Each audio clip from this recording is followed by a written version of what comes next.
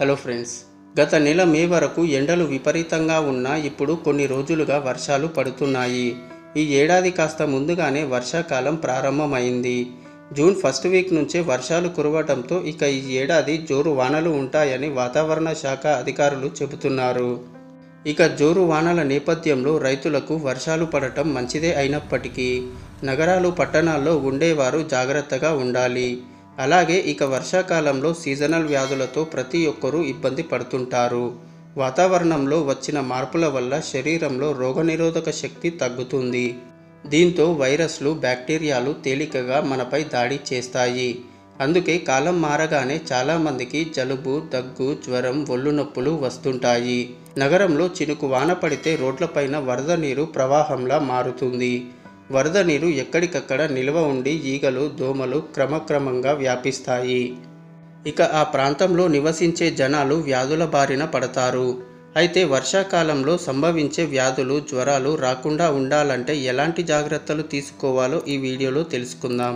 వీడియోని స్కిప్ చేయకుండా లాస్ట్ వరకు చూడండి. అలాగే ఇలాంటి హెల్త్ ఇన్ఫర్మేటివ్ వీడియోస్ కొరకు మీ సపోర్ట్గా మా ఛానల్ని సబ్స్క్రైబ్ చేసుకోండి. సో లేట్ చేయకుండా let's get in to the video.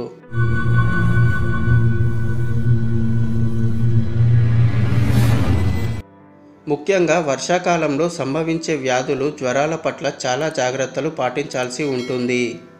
వర్షంలో తడవడం వల్ల తలనొప్పి, జ్వరం, అలసట, నీరసం, ముక్కు కారడం అంటే జలుబు, దగ్గు వంటి సమస్యలు తలెత్తే అవకాశాలు ఎక్కువగా ఉంటాయి.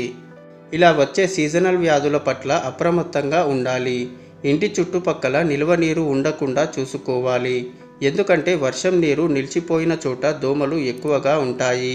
దీనివల్ల viral fever, dengue, typhoid, malaria వంటి జ్వరాలు వస్తాయి.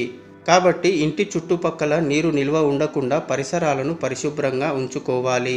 శరీరం కాస్త అలసటగా ఉన్నా, తేడా వచ్చినట్టు అనిపించినా వెంటనే వైద్యులను సంప్రదించాలి. అలాగే కాచి చల్లార్చిన నీరు తాగాలి. ఈ సీజన్లో శరీరాన్ని పూర్తిగా కప్పి ఉంచేలా దుస్తులు ధరించాలి. పడుకునే ముందు దోమల మందు, దోమల తెర వంటివి వాడాలి. ఇంట్లోకి దోమలు రాకుండా కిటికీలకు మెష్లు వాడాలి.